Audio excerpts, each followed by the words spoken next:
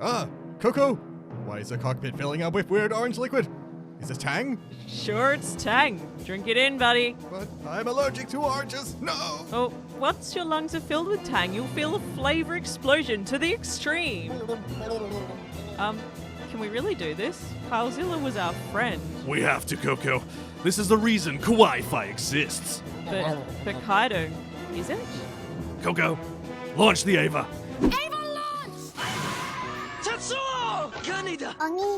It's over 9,000! Nani? Configure the language logic interface for Japanese. Kawaii-Fi. Kawaii-Fi. Kawaii-Fi Radio!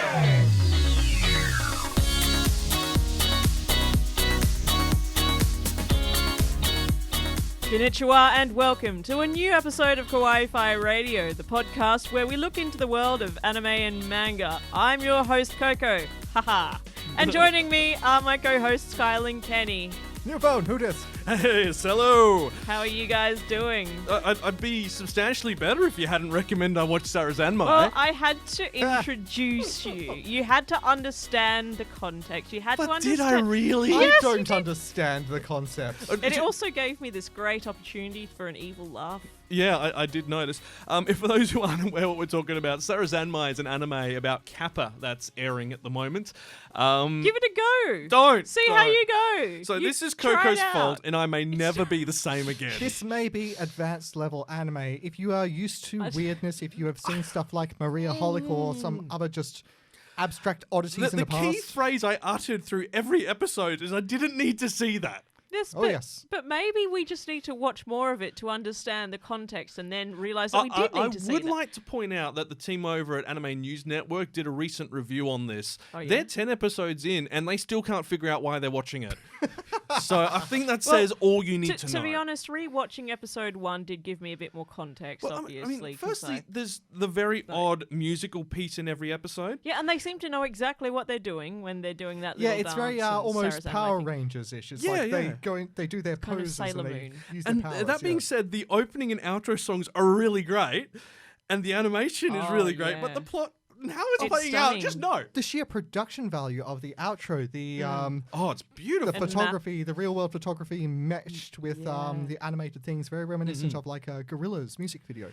And what I found really disturbing is they actually put at the end of the episode, this is a work of fiction, a disclaimer for it. I mean, really, was that necessary? Who called that into question, and what did they call into question? Maybe it's the fact that there's actual real life photography used in it. Yeah, it could but be that. I feel like I've been watching an acid trip that someone's went and painted. So what these boys are suffering from, we did Suffering discuss is a fitting this. word. We did discuss this in the last episode. There are 4 boys. They meet a Kappa prince. They call him a frog. He takes umbrage to that, removes their shurikodama, and now in order to get it back, they have to help him Shurikodama is out. the soul. Yes, Yeah. now clarify, where is that soul thing located? In the Coco? anus. Oh, and this isn't, oddly enough, the idea of the writer of the series, is it? No, this is a tradition, and you will find ukiyo-e of this happening. Usually, it's not. It's not nice, and Yeah, it's and, not. and you I mean, wonder like- why I was disturbed by yeah, this show. I just wanted to see how they'd animate this because, and honestly, there are some very interesting. I think it's quite Graphic. adult. Like, well, you can watch it if you're like an older sort of teenager. Be prepared. Yeah, It's watch just- it though. Like, there's a I'm lot going to of say in-jokes. PG-13 plus, Oh, which hell no, pretty I'd say much M. covers our show. I'd say M. I think you're talking early 90s version of PG plus, Yeah. where Yeah. they could say Yeah. at least one F word. But you guys need to keep watching to see what secrets come up next. I These don't secrets think I are want to interesting. know. I will. But you won't know that you don't want to know until you know. I'll think give it I a know look. enough. I'll give it a cursory Thank you, little. Kenny. I'll give it the good college try. The good college 3-episode rule, Yes. which we said we would never do, but in No. this case, that is my No. limit. I feel Well, like it applies. I think it does. You know what? We did need to watch something comfy after subjecting you did. boys to that, and we watched Helpful Fox Senki-san. And You look like you've had a long day. yeah, I mean, Oh. I did worry if there was like a temporal loop going on there every time you open the door. I think she was just like, I want I want to get an answer out of you. Well, I mean, this is a series we've put off because we thought it wasn't going to be that interesting. And I sat down the other night and I thought, you know what? Let's see what's going on, because let's be honest, there's good anime, there's bad anime, and there's lewd anime, and then there's Sarah's anime. But this one, I feel, does fit into that good section, because it doesn't. There are those tropes that you're used to seeing with, little Lolita girl falls in the lap of main character and who's causes older all person, causes male. all problems. This is kind of the opposite of She's that. not a lolly. She's dressed like a priestess, a shrine priestess. Well, that's because she's a demigod fox. Yes, who's and 800 years old. Have we gone into a synopsis of this episode before? No, I think we did discuss it during the lead up to the when we were doing the preview for this anime season. But the show itself focuses on I can't remember the main guy's name, which is really bad because I literally watched It's that. Nakano. I think so. Thank you, I watched it literally again this morning, a few more episodes, and it focuses on him. He's overworked. He's not really valued by his job. He actually works in coding and Just tired and about to collapse Yeah. on his last legs. we find out in the second episode he's on average getting 4 hours of sleep a night. It's literally a commentary once again on Japan's overworking culture. And this demi-fox appears to be indebted to his family through lineage. And she shows up one day because it looks like he's literally about to, croak. He's got a black cloud, a black miasma floating around his background. And she's made him food. He's literally doesn't know what's going on when he comes home. She's cooked a lovely meal. She then cleans the house. He steps into his front door to find a magical little fox girl cooking dinner for him, which is nice, admittedly, but Very there would be questions. And what I did enjoy is that he actually asks those questions. It's not the usual. Yeah, it's reasonable. Yeah. He's reasonable. It's not the usual, I just accept this. Yeah, it's not a quick, okay, well, this is my life now. Hey, let's get into it. It's, okay, what? And he goes out of his door, comes back in, and pushes her out. And then she comes back in through the door. Because he's worried that, he'll be found with a little girl in his apartment and questions will be raised. Yeah, the exactly. police will be called. Yeah, and then she then assures him that she's 800 years old, in fact. So everything's A-okay. She's the cradle snatcher here, if there's a cradle being snatched. Which there isn't. It seems... it's very platonic, isn't it? It is. It's Quite, not yes. like... It's very... I don't know. I want to say comfy. Tender, innocent. Yeah, Yes. it's nice, and it's Makes about you feel the warm. characters' interactions, and I think in a way it's about him learning to love himself. It's how I feel when I watch Terrace House. It's Yes. it's another kind of low stakes kind of anime, very, very comfort driven, and this seems to keep drawing us. I was going to say, lot. who would ever thought we'd like that? I remember a couple of years ago when we got like a bunch of anime, when we bought a bunch from different services. We flicked on one. It was like demons and magic and Nazis and all this kind of stuff. I think we turned that What's off with in like Nazis? 5 minutes or so, and we're just like, we were bored by it. Well, because they were playing the exposition dance for the entire first 10 minutes of it. And Yes, going, 10 this minutes, is yes. happening and that is happening, which we will get to as part of this episode, actually. We turned that off. Another one we came to was like this buff guy on a motorbike with a hand cannon killing demons. We turned that off. We were just kind of bored by it. And then we found Comfy Camp, Yuru Camp. Yeah. And But before that, it was Tomako Market.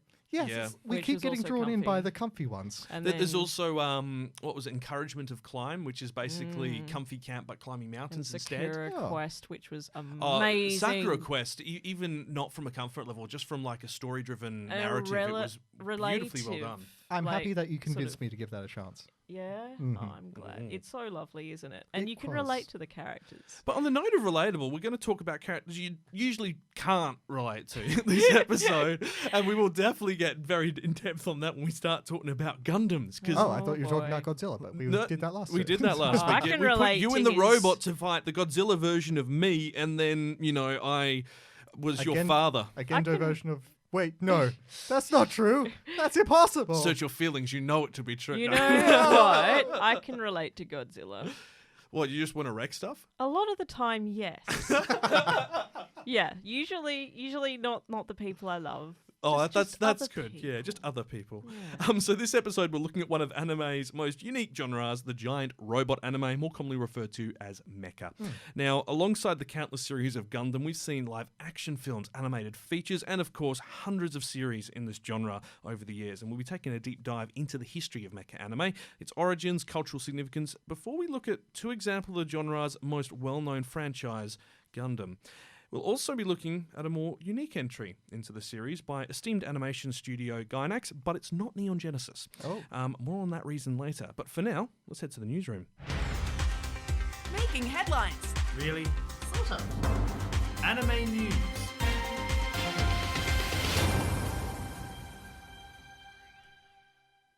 Black Lagoon's manga ends its hiatus, and Season 2 of Danmachi is on the books. This is Kawaii-Fi Anime News.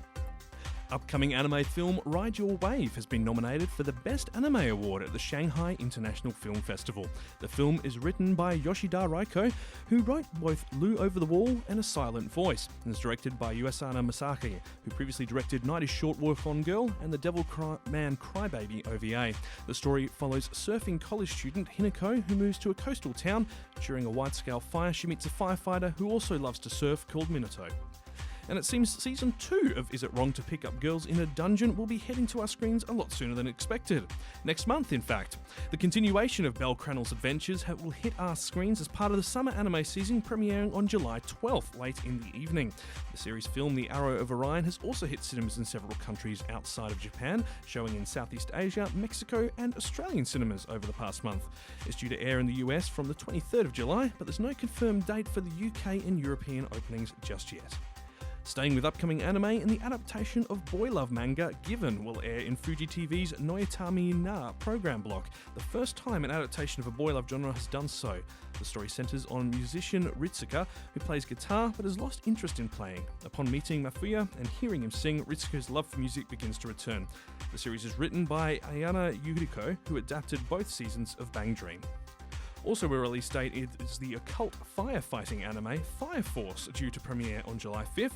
The story is set in Tokyo, where people are being possessed by demons and bursting into flames. It leads to the establishment of a special firefighting team, the Fire Force, ready to fight spontaneous combustions across the city. Gaming isekai adaptation Mao-sama Retry has announced a July 3rd premiere date, with a light novel series following an office worker who was pulled into an online fantasy game and given the title of Dark Lord. He ends up fighting off both heroes and nations trying to take him down.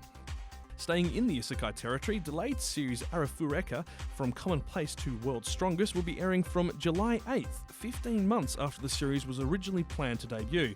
The anime staff cited various circumstances as the reason for the postponement from the original series release date of April 2018, but no further details have ever been revealed.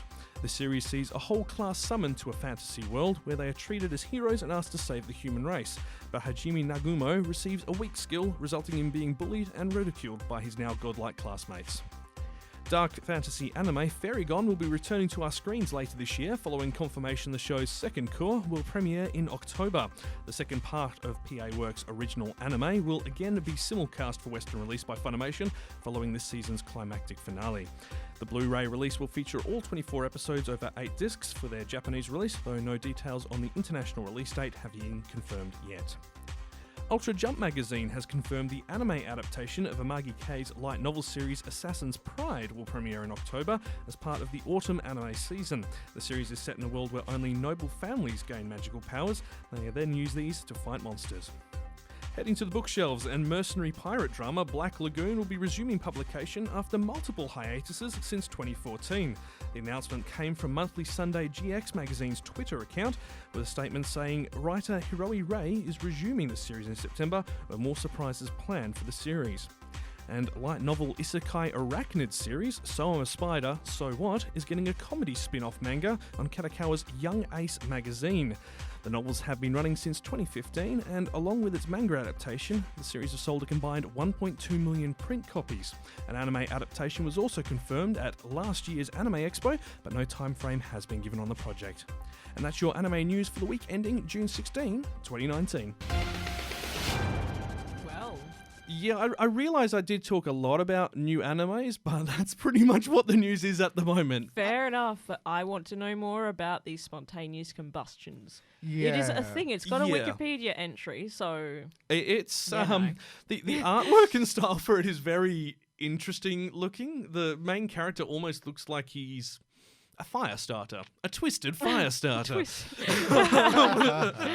But Danmachi season 2. Yay. So Yes. that's happened a lot earlier than we thought. I was expecting they'd probably wait until the Western release into cinemas for the film, but no, it's coming next month. I've been seeing ads for it all over. Mm-hmm. And yeah, definitely looking forward to a second season of it. Yeah, Really and liked it. we can actually catch Arrow of Orion this week in Australia because it's out in cinemas now for us.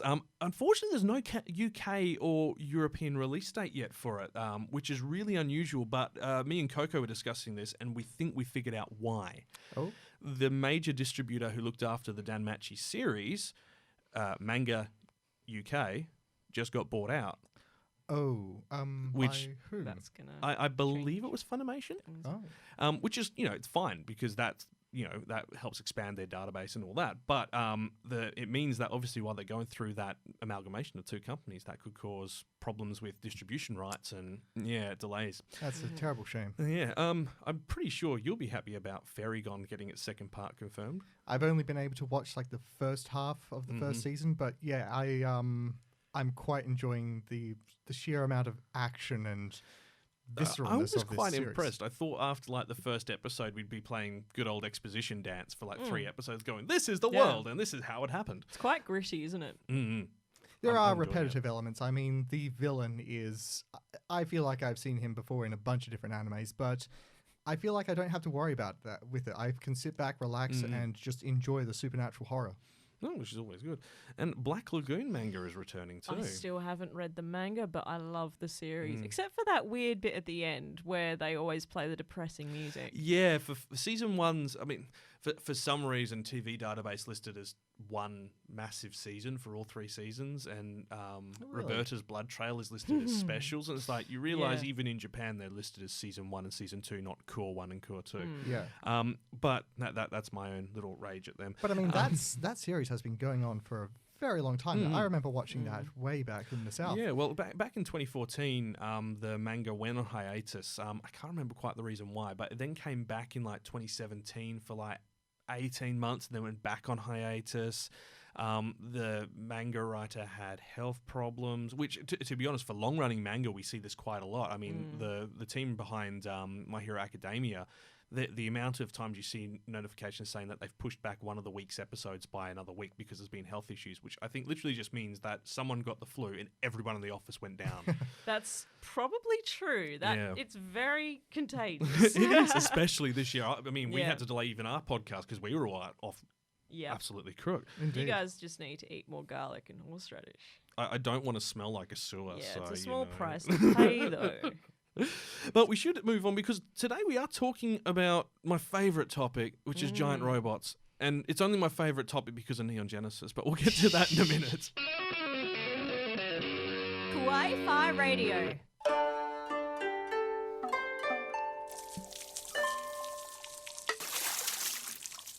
Anime history. I love that. Thank you. Just so well done. Well done. Very well done. Golf clap. Anime history. Today we are looking at the mecha genre, which is a very Japanese-centric genre. We don't see that very much in the West. I mean, we do now, obviously, but, before 2000. Practically iconic, so much so that they actually have a giant robot monument in Japan, which... They move around. Yes, There's- indeed. And then they keep building bigger ones when they decide they've had enough of the smaller one. Bigger and shinier moving ones. Yes. Like, not movie enough to actually walk around and start shooting things, but... I'll give them 5 years. give it some And time. it's not just about giant robots. There's different types of giant robots from what I've seen. And I found a bit of a list. So as in subgenres within the mecha genre. Yes. Okay, so we'll start with just mecha, which is a robot or biological or magical equivalent that is piloted from within by a cockpit. So it's not a non-piloted sentient robot. It's not a remote controlled pilot or a power suit. So like the Megazord from Power Rangers or the Gypsy Danger from Pacific Rim, for example, which are more sort of well-known examples. But the first mecha in anime was Tetsujin 28. That's a very unusual title. Now, I'll get to that eventually. Then we've got giant robots, which is any giant robot. Basically, it's non-piloted sentient bots, just as Tetsujin from Mecha, but like massive. So that'd be like, because Neon Genesis kind of covers quite a few bases on that. What was it? Ride Alone or Standalone?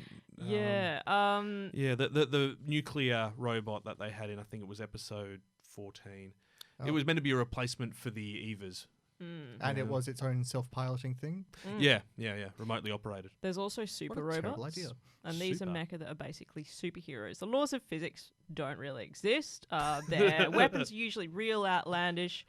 And usually there's a good chance that the robot's power source is linked to the fighting spirit of the pilot. If your robot gets stronger when you shout louder, usually it's a super robot. Oh, and you definitely have to shout the name of your attack in full caps lock. In full full caps. caps lock, yes. There's the real robot sort of genre, and in these... Is that sort of like, was it Metabots? Like they have their own Gundam AI actually and stuff? is a decent example of this because... it's more the case that they are affected by laws of physics. They can break, they run out of fuel, stuff like that. They're an extension of real-life technology and are constrained by the same rules, so like they require maintenance, they can break down, they need fuel. So less need for suspension of disbelief. And Exactly. typically piloted by people who approach it as a job. And in this, an effort is usually made also to show the implications of this giant robot technology on human society. So that's like Knights of Sidonia. Yeah, Exactly. it focuses on the human characters piloting it and what they're sort of going through. Actually, technically that's Neon Genesis as well, unless it goes Bit of berserk. Knights of Sidonia as well. Yeah. There's fusion robots, which is... half organic, half robotic. It can feature both real robots and super robots, or it can be a mecha that has elements of both a real and super robot, like the Evangelions. Yeah, this stuff gets There's real... always going to be some overlap, I take it. Yes, there is. Of course, there's power suits. Yeah, so Bubblegum Crisis. Oh, yeah. And yeah. Okay, so I mean, let's go back to the Iron very Man. beginning. Iron Man is, absolutely. Yeah. Let's go back to the beginning with Tetsujin 28? Yeah. So when Tetsujin, was that? that translates to Iron Man. Really? Indeed. Yeah, I mean, like I may yeah, it have, does. unless I've sort of, basically that's the rough translation. It's number 28. The manga came out in 1956, and the anime came out in 1963. It's also marketed in the US as Gigantor. I have heard that name, yeah. Yeah, and Tetsujin was inspired by the creator's wartime experience, much like Tezuka had been inspired by his experiences to create Astro Boy. Yeah. Okay, so what was the plot synopsis behind it? Okay, so during World War II, Japan created these Tetsujin. They were like giant robots. They were going to turn the tides of the war, but then the war finished before these things were ever released. Yeah, so number 28 wasn't completely finished, so never was used for military service, given instead to its creator's 10-year-old son. Very irresponsible. Yeah, that's responsible. Yeah, just but give your 10-year-old a nice giant robot. That's a nice birthday present. What could go wrong? I mean, he totally isn't going to take it just down to the play the park kid and destroy packs everything. heat. He carries a gun. He's a boy detective. So maybe Oh, this hurts. So Yeah. someone...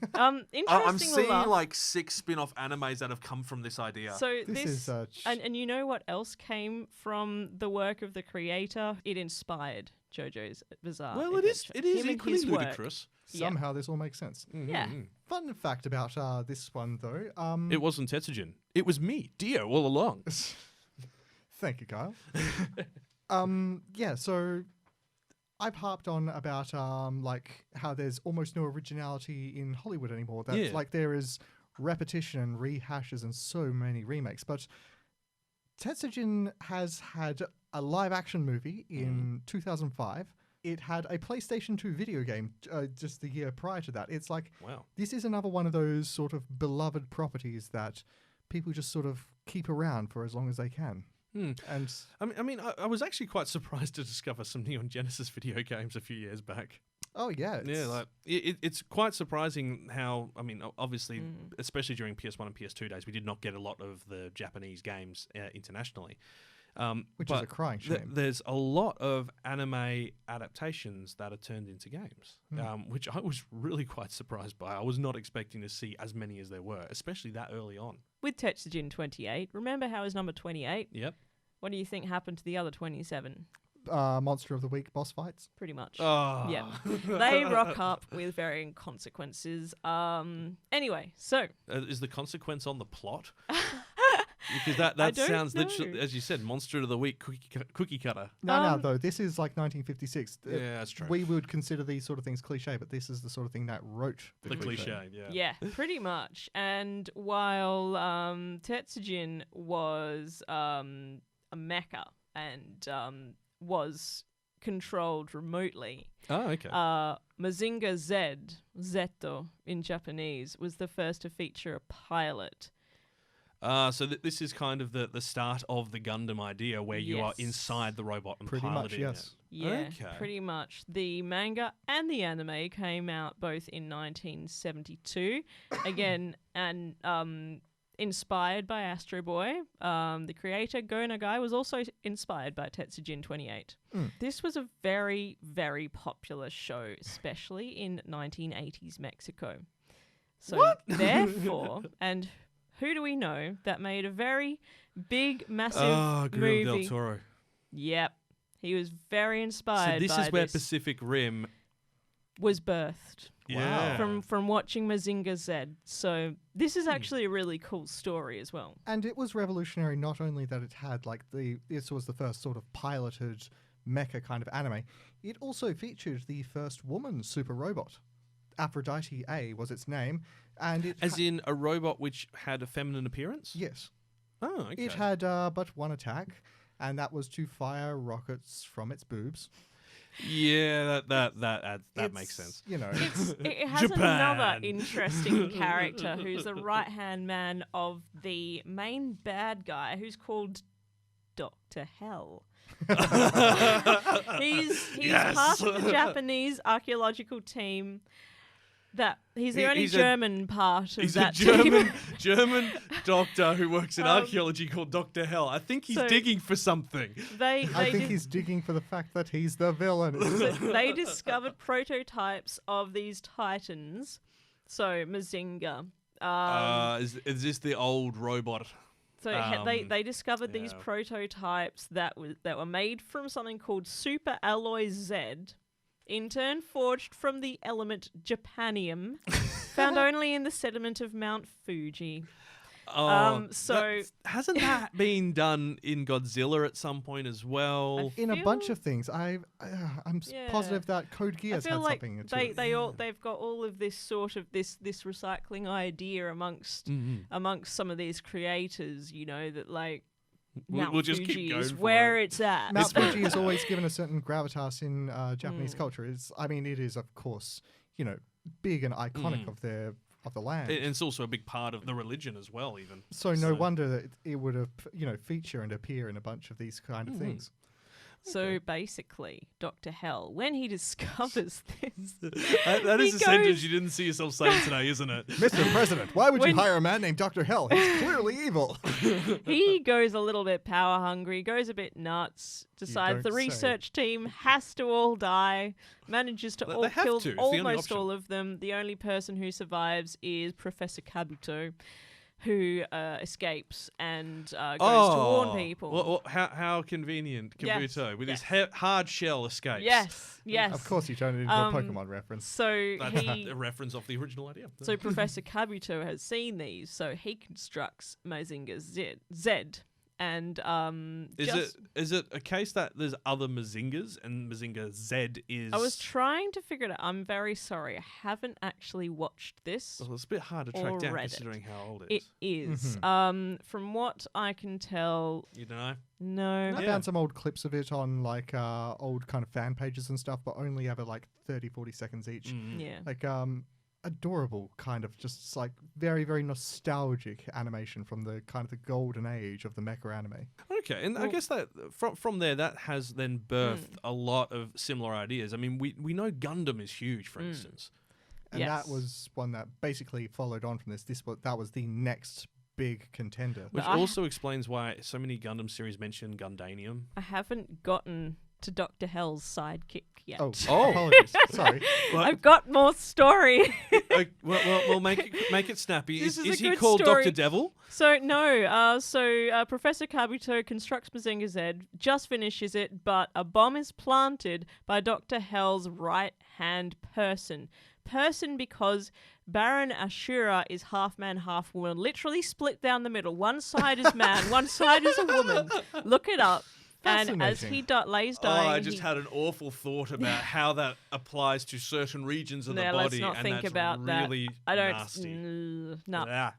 Yeah. So the grandson of the professor is told about Mazinger Z just before the professor dies, and he becomes the pilot. Oh, so Professor Kabuto clearly did not escape his moosey fate. Not completely, no. No. Oh, that's a shame.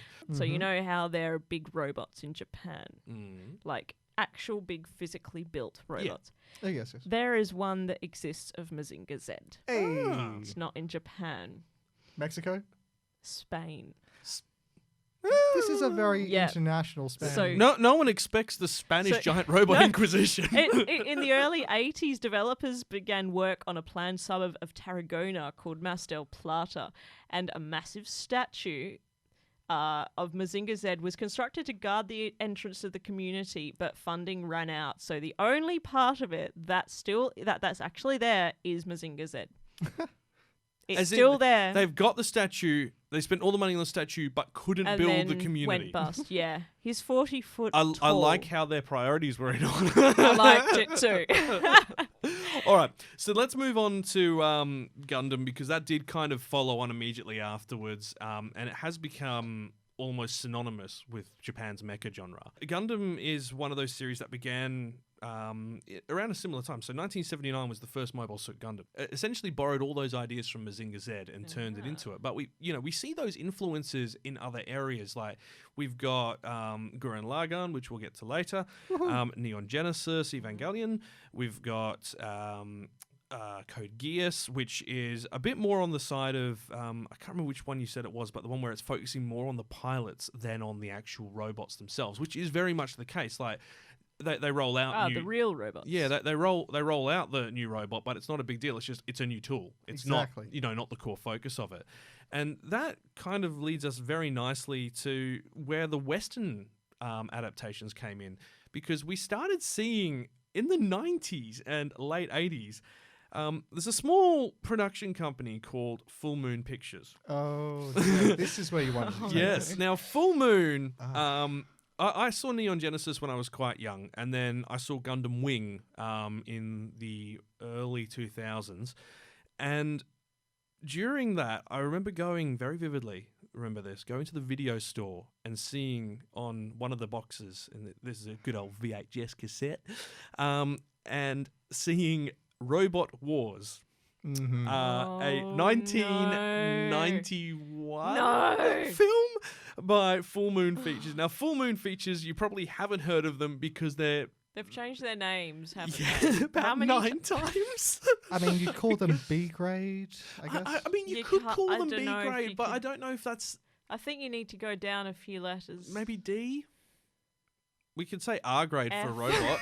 I like that. So they created 3 mecha films that were apparently not connected. But you were very into Robot Jocks when you were Robot younger, Jocks. Or something, was That's it? JOX. Yeah. Yes. Not, and it's about undies. so basically the story for that is that they're using giant robots to battle over land. you think, oh, is that big groups? No, it is one-on-one combat. It's literally they set up an arena and they battle for Alaska. Sort of like a competition fair. almost. Yeah, between Russia and America. And of course it was Russia. Of course, because Cold War. I mean, yeah, that's like sort of, going into America's whole Russia-America thing, which was in every movie back then. Yeah. But it's also trying to really cash in on the popularity of mecha animes at the time. Here's the thing. This predates Gundam Wing. No way. So this happened Really? in like the late 80s. So the guys there must have been catching pieces of Japanese stuff coming out and going, that's going to be the next big thing. And they jump the gun. And the story is appalling and the acting is appalling. Even the robots are really bad. It has no redeeming features except that it has a very special place in my heart because it's the first time I've seen someone in from a Western film going, yeah, I'm going to make a giant robot with no budget. I did see this at my cousin's place when I was very young as well, so I know intrinsically what you mean. And yeah, it took itself very seriously. It did. And there's 2 sequels, one which is apparently not a giant robot film, and you don't see the robot until literally the last minute, and it's just used to kind of blow one of the villains up, and the villains are sort of like the T-2000 Terminator, the ones that can impersonate people and are liquidish. And then they had a third one which was so poorly written, which was they had an ancient giant robot. Boy, these are bad. You guys should watch them. Should really take the you time out and watch these. The thing is that Full Moon now have a digital storefront. You can buy the films. Digitally? Yeah. So you can't buy them like on DVD? Oh, you can. Display you can them ask proudly? them. You can ask them. Find them. They still sell like the posters and everything for them as well. Really? It's hilarious. It's like, are they called Full Moon today? Yes, they are back to Full Moon features, but they've got so many subsidiary companies that are all trading names. But we should probably return to Gundam. We should. It's Gundam has a lot of popularity, and as I mentioned before, it was the West's first basically introduction to Mecha as far as Gundam Wing goes. Yeah. And I mean, it also has this massive following to do with, I think, what do you call it, Gunpla? Gunpla, yes. This is where things get a bit... As in martial arts with guns? No. Oh, I wish. No, that's Gun Kata. Yeah. I know Gun Fu. Whoa. What was that? Equilibrium, that Christian Bale film where they've got that. Yes. Pretty cool. Gunpla are figurines, aren't they? Quite. Not so much figurines. They are models that are constructed very, very intricately. They've, of course, been growing in not just popularity, in just how complicated they can be. There are certain there's like varying levels that you can go to. There are very, very simple ones. There are stupidly complex ones. And then there is your like super platinum ultra class, which have internal wiring to make them light up and move in certain ways. It's like... So this is similar in scale with how Lego started off with just simple bricks to now the robotic options that you can build, which are thousands of parts. Somewhat. I looked into the history of like where the first sort of Gunplas came from, the first sort of models, and they were complicated in their own right. They were smaller, but still sort of tactile. You had to click things into place, and like... The industry for this is particularly massive. Every year there is a 16 country-wide competition for building the best one, for painting like the most glorious when you piece. say building, you don't just mean like building one out the box. This is a custom build. A bunch of them can be. That's called kit bashing. That's where you grab parts from multiple sets, put them together in such a way that they look, uncannily like a store-bought kind of a model. Wow. Okay. There is a lot of skill that goes into this, the amount of work. I've looked at a friend of mine's collection, and what's the other hobby? Warhammer. Oh, yeah. Yes, like 40K. Yes, it's like you've of course seen those and how intricate and how detailed you have to be with painting those. I bought a land speeder and I really mussed it up. Back when I was younger. I cannot draw or paint to save my life. Maybe you could paint it all over white and start again. I have no idea where it's gone. Well, there we go. For the same level of dedication and finances that go into this sort of thing, it's practically almost similar in a way, except the passion for Gunpla, I'd actually argue, is greater. Wow. You guys need to educate me on Gundam. Yes, and I'm about to do just that. Kawaii-Fi Radio. I think I watched that as a kid. Oh yeah, I remember that. Back Catalogue. And some of you, back in 2000, might remember a certain anime called Gundam Wing, and its mobile suit Gundam Wing W something else. Where could you watch it? It was available on Toonami, but it did end up doing the rounds. You'd find it in DVD stores and all that, where you could rent it. Just like, you know, how we didn't get Ranma 1/2 on TV here, but you could get the VHSs and all that. Yeah. The 1995 one ran for 49 episodes and was one of the first big Gundam franchises to air in the West, with a full dub, and it was quite successful in the West considering the time. In Japan, it was, however, only moderately successful. Really? One of only 2 Gundam series in the 90s that managed an average television rating of 4%. I think I might actually have an explanation for that. You may or may not be aware, but the Gundam series, well, pick one. There are over 30 of them. They are spread across 4 almost kind of, different time spans, like kind of different ages almost, you could say. There's After War, Future Century, Correct Century, and Reguild Century. There's what? Each one of those has their own sort of like different series which are attached to it. There are sort of series and sub-series. It's very complicated, and that is what drew the Western crowd in. It's that this had been going on in Japan. Gundam Wing was just sort of like another one. Yeah. But for us, it was the first one. This was the first one which was featured alongside Dragon Ball Z and a bunch of the other anime which we mentioned before. And that's the thing. It was quite complicated in comparison to Dragon Ball Z. Dragon Ball Z is like, love it as much as I do. It's not complex. It is a superhero fighting supervillains. See, it's actually been credited with popularizing the Gundam franchise and Mecha with Western audiences. Precisely. And that's because, it was deeper than it looks. So let's go into the synopsis. So the United Earth Sphere Alliance has ruled over Earth and the space colonies with an iron fist for decades. And when the colonies opposed Earth's rule, their leader was assassinated. You know, pretty dark stuff for him. Colonial rebels launch Operation Meteor. They send 5 powerful mobile suits with, back down to the Earth for vengeance. And these Gundams begin an assault against the Alliance and its sub-organization Oz with 5 main characters.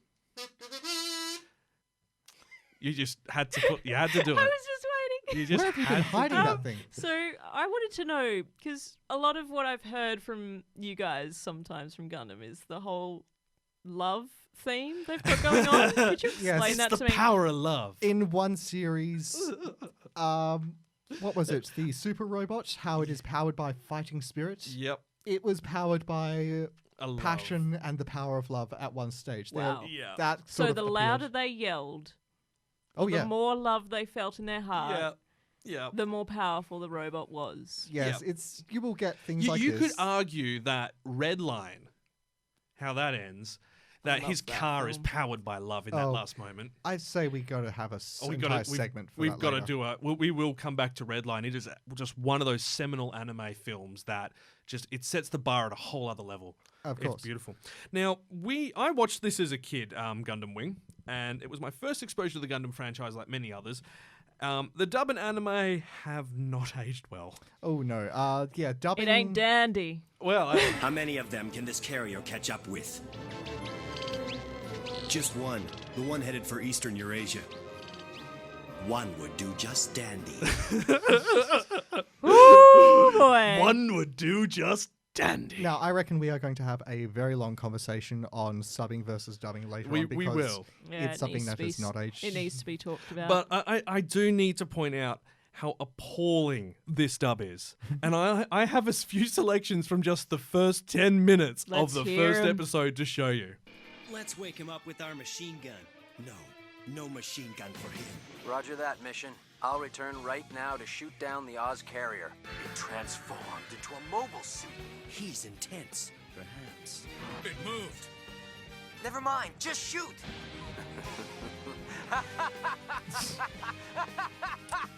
I want that laugh as my ringtone. One more to go. Judging by the strength of the mobile suit, it could only be made from Gundanium alloy. So then, that was a Gundam. Gundamian? Gundanium. By the way, Gundamium. Sorry. for the record, the gentleman laughing, that's the main character. He sounds and looks like a villain. So the main character in the first episode tries to kill himself, right? Yeah. I would like to make a point though. All of those lines are in the first episode.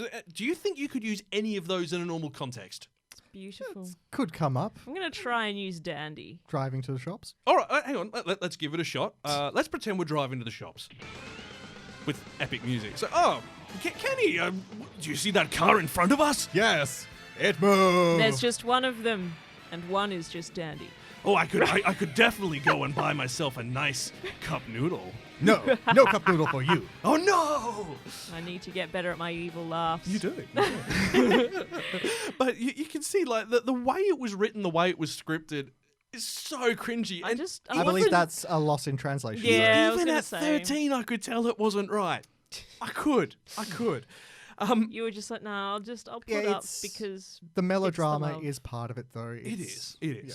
So this series focused on 5 main characters, and it was the first time that they actually had multiple Gundam. Well, not the first. It was the second time, but it was the first time that they decided to make it a consistent segment of the show. And the main character, Hero, spelled H-E-E-R-O, plays the most prominent part. He's a psychopath. Tries to kill himself multiple times throughout the series. Not just that first episode, multiple times. So he really needs love. Yeah, the main female interest, Relina Peacecraft, is also a psycho. She has 2 facial expressions, shocked and premeditated murder. And the first episode ends with Hero joining her school after crash landing on the planet after a battle and threatening to kill her in front of all of her friends. Because she invited him to her birthday party. How dare she? So I feel like we're being a bit too hard on it for it being the first pilot She episode. invited him to her birthday party. And he threatened to kill her. He Literally was- that, he I bl- will kill you. He brushes away line. her tears and is like, I will kill you. Well, Who says that? But you know what? I'm beginning is to not think normal. that this is mecha pilots in general. I remember another series where the main character was a little socially inept. Full Metal Panic. Well, I wouldn't be surprised if it's the same voice actor. They sound similar. They look similar. It does make for a very entertaining show, though, doesn't it? I don't remember. Coco, did you end up watching Full Metal I think Panic you've with seen us like a while the ago? first few episodes. We will have to cover that in full. That one is like he was a child soldier back when he was like 12, so all he's known is combat for his entire life, and then he has to go back to school to I protect a like young his girl. character. Now, this does lead us to the 2015 series Iron-Blooded Orphans. Now, Iron-Blooded Orphans is very well respected in the anime community. It's got a well-developed plot. It's got a second season as opposed to a single long run, which I think isn't very common in the Gundam series. And it deals with a number of world problems as its themes, much deeper than previous incarnations. So it looks at war and child soldiers, poverty and slavery, political corruption. And it's a nice change to the usual exposition dance you get in the first few episodes of Gundam. I mean, granted, that's a sort of a theme across all of these things, is simply the hopelessness of war, that there are good people and bad people on both sides of these conflicts, and I think that's been consistent among the Gundam genre, which I think is its main draw. Iron-Blooded Orphans apparently is, I mean, I can only talk from the few episodes I've seen, but it was the characters are very well defined and developed compared to, well, I mean, if you're comparing anything to Gundam Wing, anything's well defined. But the synopsis sets the story 300 years after a calamitous war, the great conflict between Earth and its outer space colonies. Sound a bit familiar to Gundam Wing? Oh, indeed. Yeah. So I think they might be in that same subgenre. And now Earth is ruled over by 4 economic blocks and military organizations. Galahorn is responsible for keeping the peace. Mars, on the other hand, depends heavily on Earth's economy. The Peace Millions? What No. the? That's a name. It is. That's a name. To put this in perspective, I took a look at like what were the top-rated mecha animes of all times. There is over 1,000 of these individual animes, individual stories. Iron-Blooded Orphans sits above Evangelion and in the top 5 mecha animes of all time. Wow, that's a big call. But that's probably also to do with it being, from 2015, so it's more accessible compared to Neon Genesis. You could say that, yeah. Which I think will change. in the coming months, which we'll talk about towards the end of this episode. But something to note about Iron-Blooded Orphans, the series actually received really heavy criticism from the Japanese Broadcasting Ethics and Program Improvement Organization. What provoked that? Due to harsh themes and depictions of child soldiers. In particular, one scene in episode 3 shows the main character gunning down prisoners and enemy soldiers irrespective of their setting, causing them to issue a warning to the studio, saying, if you want to broadcast such material, provide some sort of age limit for viewers. Youch. Okay, that's fair That enough. is... Consider the stuff that Japan gets on TV without any form of age limit. But... Like, some stuff bordering on pornography. Yeah. What about all of everything? I feel like that's to do with cultural values, though. I mean, child soldiers, not okay in any culture. Mm-hmm. But that does... We'll leave it there because I could talk about Gundam for days, and we already have talked about giant robots for days. Kawaii-Fi Radio. I think I watched that as a kid. Oh yeah, I remember that. Back Catalogue. Yes, a secondary back catalogue this week, and Tengen Toppa Gurren Lagann is our topic. It literally translates as Pierce the Heavens Gurren Lagann, and it ran for 27 episodes in 2007. I want to say this is one of my favourite animes of all time. It really is. Produced by Gainax after they had done Neon Genesis, obviously, a decade prior. It spawned manga, side stories, video games. It's pretty much one of the most well-received and critically acclaimed mecha from 2000 to 2010. Yeah, it was one of the funny facts I found out about it is that it was a manga after it was an anime. Yep, which has been the case for a lot. Is It Wrong to Pick Up Girls in a Dungeon was a light novel, then an anime, then a manga. Oh. Which really frustrated me when I found that out because I actually got, all the way to the end of the manga and realized it was nowhere near where the series finished. Oh. Yeah. Gurren Lagann has seen critical acclaim since its release. It received the Excellence Prize at the 2007 Japan Media Arts Festival. Director Hirokoyi Imeyashi received an individual award for personal best at the 12th Animation Kobe Festival same year for the work on the series. And it pays homage to Ishikawa's Getter Robo, which was an older series which actually focuses on the robots just continually getting bigger over the course of the show. Just constant escalation. Which is what happens with Gurren Lagann. It starts off with a tiny human-sized robot and ends up with a very big robot. I won't explain that because that's a spoiler. But saying of which, we should probably go into the synopsis. Yes, we should. So while working to excavate and expand the village, Simone... it's Simon, but it's Simone. Stumbles upon a mysterious object that turns out to be the ignition key to an ancient mini robot. It sort of looks like a drill. And drills are a main theme in this. The duo dubs the Mecha Lagann and have to use their new weapon when a talking giant robot falls through the ceiling of their village, which everyone believed the surface did not exist. Yes, this takes place in a distant future where beastmen ruled by the Spiral King, Lord Genome, have forced the humans into these primitive underground dwellings. And yeah, these Simone and his big brother, this assertive, bold, manly Kamina, they seek to find out if the surface is a real world for freedom and adventure. His friend Kamina is a loose cannon bent on making a name for himself. God, I love Kamina. Manliest man that ever manned. See, there was actually a bit of controversy in Australia, actually, when the trailer for this was released. Because it wasn't a normal trailer. And it has since been deleted and taken down. What? And it's very hard to find it. But I have it. Because I loved it. And this is it. Warning! This announcement is for serious fans of anime only. Have you noticed something lacking in your anime collection lately? Are over-endowed swordsmen with really big swords starting to leave you limp? Just plain sick of anime filled with cute animals that you have to collect? Or ready to bite your own ass off in frustration waiting for the next big thing? If you're feeling the otaku arthritis sinking down to your bones, if you're a fan who thinks you'll see something new when pigs fly, put on your safety belts because pigs have flown!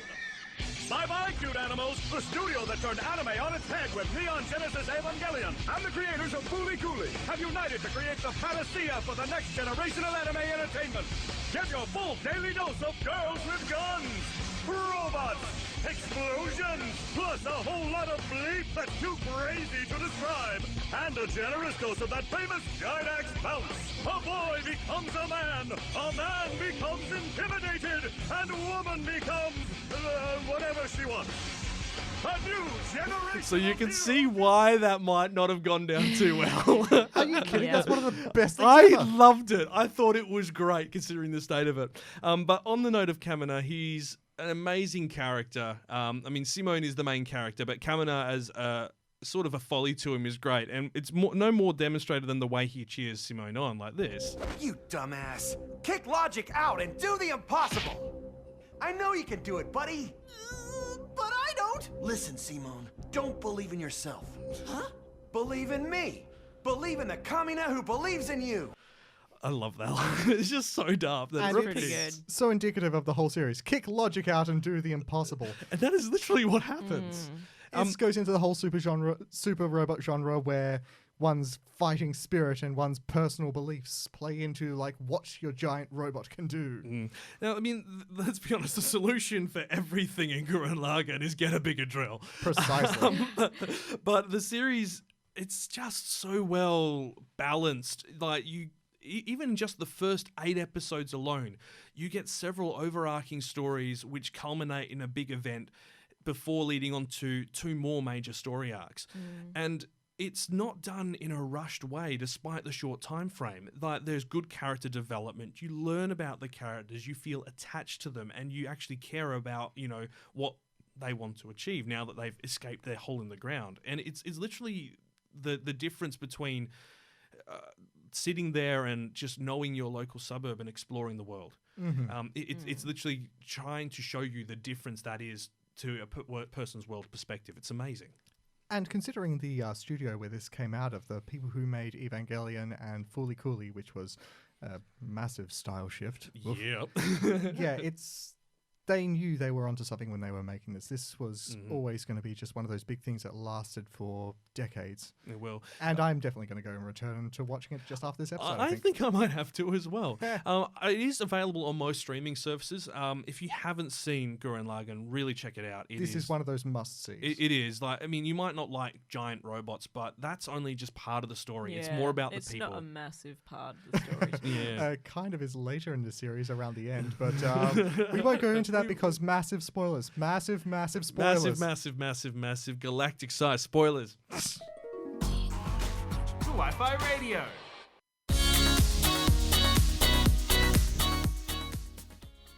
And that's another episode of Kawaii-Fi Radio done and dusted. But next week, you need to stay tuned. Because, not next week, next fortnight, next episode, I'm watching you.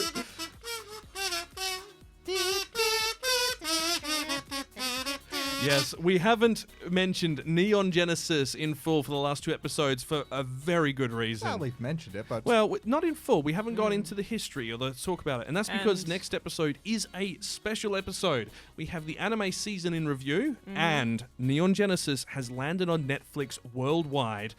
And it's the first time it's ever been available on a streaming platform, and this is an opportunity to see something that is just seminal. Phenomenal. Yeah, it's absolutely this amazing. is something that literally redefined anime for both Japanese audiences and world audiences to show you that a story can be told in an incredibly unique and wonderful way. Yeah, and it's a classic. It is. It's hands down one of my favorites of all time. And I know many people will say that, but there's a reason for that.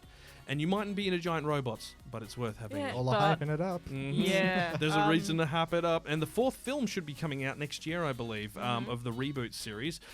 There is some... It's just unkillable. It's like One Piece. The film reboot 1 and 2, so Evangelion 1.01 and 2.02, follow the main storyline fairly faithfully. Number 3 goes...